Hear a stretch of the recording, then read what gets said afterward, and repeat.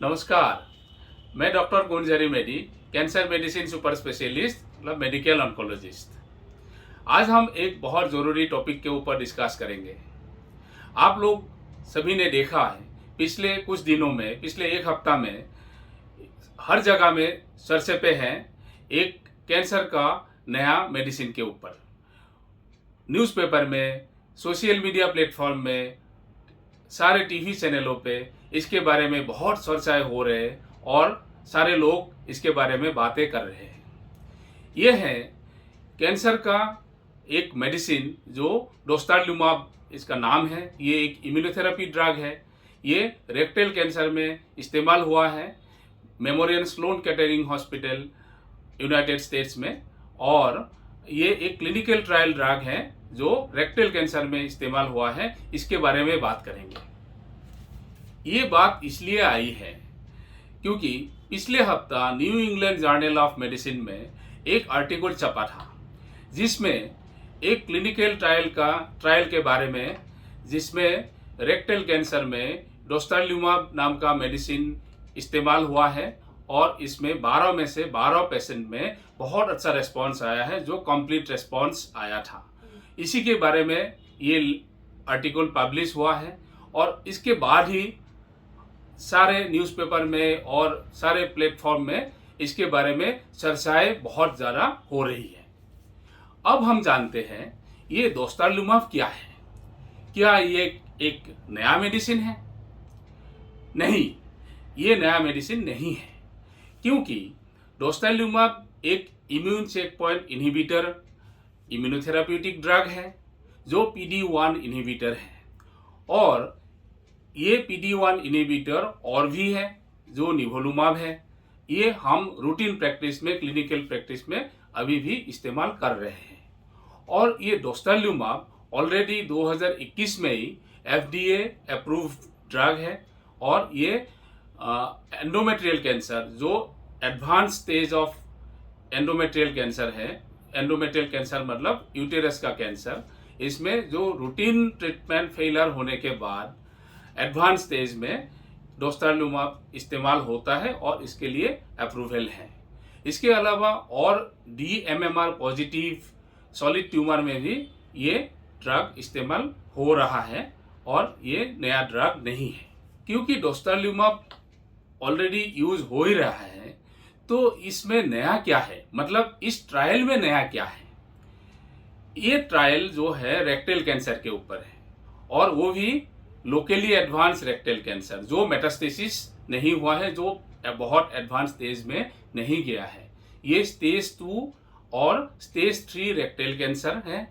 और एक specific marker positive है जो डेफिशिएंट MMR, जो DMMR positive rectal cancer cases है। ऐसा केसेस में नॉर्मली जो स्टैंडर्ड ट्रीटमेंट है वो है chemotherapy, radiotherapy followed by surgery. ये है स्टैंडर्ड ट्रीटमेंट। लेकिन इस ट्रायल में ये मेडिसिन को, डोस्टालिजुमाब को अपफ्रंट दिया गया है। मतलब ये ट्रीटमेंट, स्टैंडर्ड ट्रीटमेंट देने के बजाय ये पहले ही इस्तेमाल हुआ है और ये क्लिनिकल ट्रायल बेसिस में इस्तेमाल हुआ है। और ये प्लान करके रखा है, अगर ये मेडिसिन रेस्पॉन्ड नहीं करते हैं या बीमारी रिकरेंस होता है या वापस आता है, तब फिर स्टैंडर्ड ट्रीटमेंट दिया जाएगा। उसके बाद देखा गया है, और ये मेडिसिन जो दिया है 6 मंथ के लिए टोटली दिया है, जो एवरी 3 वीकली इंटरवल में एक एक इंजेक्शन लगा है। और ऐसे 6 महीना का ट्रीटमेंट हुआ है। और 6 महीना जो ट्रीटमेंट कंप्लीट हुआ है, ऐसा टोटल 12 मतलब 12 पेशेंट है। और इसमें जो फॉलोअप है 6 महीना से 25 महीना तक, मतलब पहला जो पेशेंट है वो 25 महीना पूरा किया है और जो लास्ट पेशेंट है वो 6 महीना कंप्लीट हुआ है। तो टोटल ड्यूरेशन ऑफ फॉलोअप है 6 मंथ टू 25 मंथ्स।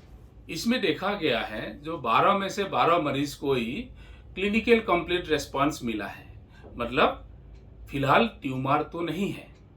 और इसी खबर को थोड़ा बढ़ा चढ़ा के टीवी में, न्यूज़पेपर में और सोशल मीडिया प्लेटफॉर्म में ऐसे प्रोजेक्ट किया है जैसे first time in history cancer का 100% इलाज मिल गया है या कैंसर को पूरी तरह से ठीक करने के लिए एक नया मेडिसिन आ गया है। इसको देख के और पढ़ के लोगों के मन में ये सवाल आने लगा, अब तक जो कैंसर का इलाज था ये कारगर नहीं है और ये जो नया मिराकल ड्रग आया है इससे सभी कैंसर का इलाज हो जाएगा। बिना केमोथेरेपी, बिना रेडियोथेरेपी या बिना सर्जरी कैंसर का इलाज हो सकता है। सबके मन में ये सवाल आने लगा कि मुझे या मेरे पेशेंट को ये डोस्टालिजुमाब मेडिसिन मिल सकता है। बहुत से लोगों के मन में तो दुख और निराशा भी होने लगा कि ये दवाई बहुत महंगा है और हम इस्तेमाल नहीं कर पाएंगे। अब हम इसका रियलिटी चेक करते हैं। डोस्टालिजुमाब जैसा और इम्यूनोथेरेपेटिक ड्रग जैसे कि निवोलुमाब, पेमरोलिजुमाब, ये हम ऑलरेडी इस्तेमाल कर रहे हैं और इसका अच्छा रिजल्ट भी आ रहे हैं। For example, colorectal cancer advance stage में, endometrial cancer, lung cancer, breast cancer, kidney cancer, head and neck cancer, urinary bladder cancer, ये सब कैंसर के एडवांस स्टेज में ये इम्यूनोथेरेपेटिक ड्रग इस्तेमाल हो रहा है और हम भी इस्तेमाल कर रहे हैं। खास तौर पे जिसमें बायोमार्कर पॉजिटिव होता है, ये दो बायोमार्कर है, एक DMMR और PDL1। अगर ये पॉजिटिव होता है, ऐसे केसेस में इम्यूनोथेरेपी का अच्छा रेस्पॉन्स आता है। लेकिन ये कम लोगों के ही पॉजिटिव आता है। जैसे कोलोरेक्टल कैंसर में 5 से 10% लोगों में ही DMMR पॉजिटिव आता है और जब पॉजिटिव आता है उसमें अच्छा रेस्पॉन्स आता है। और इम्यूनोथेरेपी इलाज के बारे में मैं अपना पहला वीडियो में बहुत डिटेल में डिस्कस किया है और आप लोग इसको देख सकते हैं। At present locally advance rectal cancer का स्टैंडर्ड ट्रीटमेंट है केमोथेरेपी, रेडियोथेरेपी और सर्जरी। एडवांस स्टेज में इम्यूनोथेरेपी भी दिया जाता है। लेकिन इस ट्रायल में लोकली एडवांस मतलब स्टेज 2 और स्टेज 3 रेक्टल कैंसर में डोस्टालिजुमाब जो इम्यूनोथेरेपी ड्रग है इसको अपफ्रंट यूज किया है और स्टैंडर्ड ट्रीटमेंट का जरूरत नहीं पड़ी है और 12 में से 12 पेशेंट में अच्छा रेस्पॉन्स आया है, क्लिनिकल कंप्लीट रेस्पॉन्स आया है। इस ट्रायल में 3 खास बात है।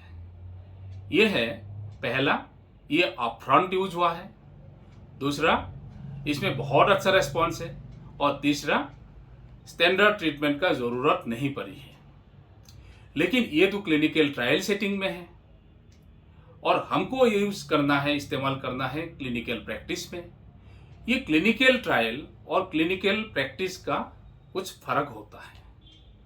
ये है इस प्रकार का। पहला, क्लिनिकल ट्रायल में जो इस ट्रायल में यूज हुआ है केवल 12 पेशेंट, मतलब 12 मरीजों में, ये तो बहुत कम नंबर है। और अच्छा रेस्पॉन्स देखने के लिए और लॉन्ग टर्म रेस्पॉन्स देखने के लिए और ज़्यादा पेशेंट जब एनरोल होगा उसमें कैसा रेस्पॉन्स आएगा वो देखना बाकी है। दूसरा, फॉलोअप ड्यूरेशन इसमें कम है क्योंकि 6 महीना से 25 महीना जो फॉलोअप है ये किसी भी ट्रायल के लिए बहुत कम समय होता है। खास तौर पे इस प्रकार का बीमारी के लिए ये बहुत कम फॉलोअप है।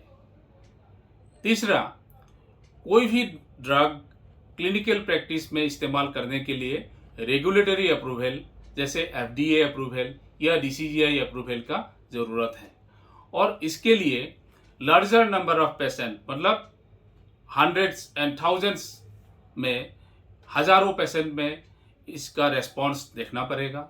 दूसरा, बहुत लॉन्ग फॉलोअप का भी ज़रूरत पड़ेगा और तीसरा, इसमें सेफ्टी प्रोफाइल भी देखना होगा, मतलब कैसे कैसे साइड इफेक्ट होता है।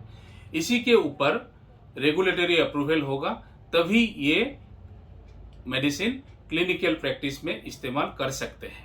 डोस्टालिजुमाब हो या और कोई कैंसर का ड्रग हो, रेक्टल कैंसर हो या और कोई कैंसर हो, किसी में भी अपफ्रंट इस्तेमाल करने के लिए जो स्टैंडर्ड ट्रीटमेंट के बजाय इस्तेमाल करने के लिए लार्जर ट्रायल और लॉन्ग टर्म फॉलोअप का ज़रूरत है जो अभी होना बाकी है।